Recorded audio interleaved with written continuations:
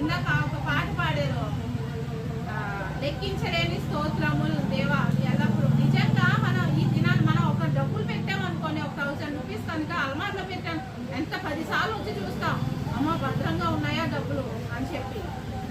అదే కనుక ఆ గోల్డ్ అయినా సరే జాగ్రత్తగా పెట్టుకుంటాం. కానీ మన పరిశుద్ధత ఏంటి? ఫ్రెండ్ పిలిస్తే వెళ్ళిపోతాం, పక్కన సీరియల్ చూద్దామంటే వెళ్ళిపోతాం, సినిమాకి వెళ్దామంటే వెళ్ళిపోతాం. ఒకసారి ట్రై చేయాలంటే జెంట్స్ ఏంటి డ్రింక్ చేస్తారు, పరిశుద్ధత పోయినట్టే కదా.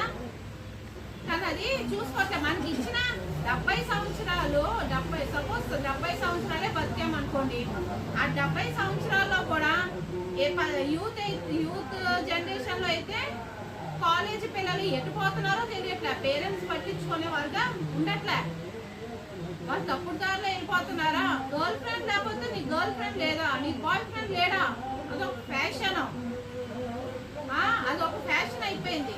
30 వచ్చినాయి అనుకోండి, థైరాయిడ్లు, బీపీలు, షుగర్లు. 50 వస్తే నడుము నొప్పి, కాలు నొప్పి.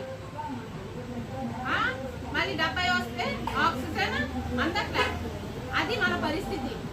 అయినా సరే మనం ఏంటి, లగ్జరీ, పబ్బులకి వెళ్ళాలి, సినిమాలకి వెళ్ళాలి, షికార్లకి వెళ్ళాలి, ఎంజాయ్ చేయాలి విచ్చలవిడిగా అని చెప్పి తిరుగుతూ ఉంటాం.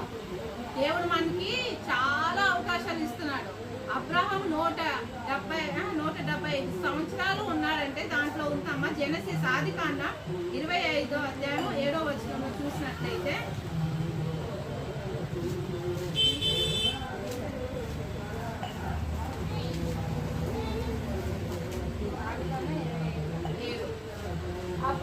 అబ్రహాము బ్రతికిన సంవత్సరములు 175. అబ్రహాము నిండు వృద్ధాప్యమునకు వచ్చిన వాడై మంచి ముసలితనమున ప్రాణము విడిచి మృతి పొంది తన పితరుల యొద్దకు చేర్చబడేది. చూడండి, 175 సంవత్సరాలు దేవుడు బతికాడనమాట అబ్రహాము. మనం ఎప్పుడు చచ్చిపోతామో తెలీదు, అవునా కదా. అయినా చాలా విధేయత. అప్పుడు టైంలో ఏంటి, డబ్బులు లేవా? డబ్బులు ఉన్నాయి, ఆస్తి ఉంది, అన్నీ ఉన్నాయి. అయినా వాళ్ళు ఏంటి, దేవుడికి భయపడ్డారు. దేవుడు నన్ను చూడలే, నేను ఏ తప్పు చేసినా చుట్టుపక్కల చూస్తాం. ముందు తప్పు చేసినప్పుడు ఎవరైనా నాకు తెలిసిన వాళ్ళు ఉన్నారా అని చెప్పి చూస్తూ ఉంటారు. కానీ పైన సృష్టికర్త నేను ఒకరు సృష్టించారే, నన్ను చూస్తున్నాడే అని ఆ కామన్ సెన్స్ ఉండదు, తెలుసు. కానీ ఏంటంటే నెగ్లిజెన్సీ. నన్ను దేవుడు ఏం చేస్తా, అంతమంది ప్రజలు నన్నే ఎందుకు ఫోకస్గా చూస్తాడు దేవుడు అని చెప్పి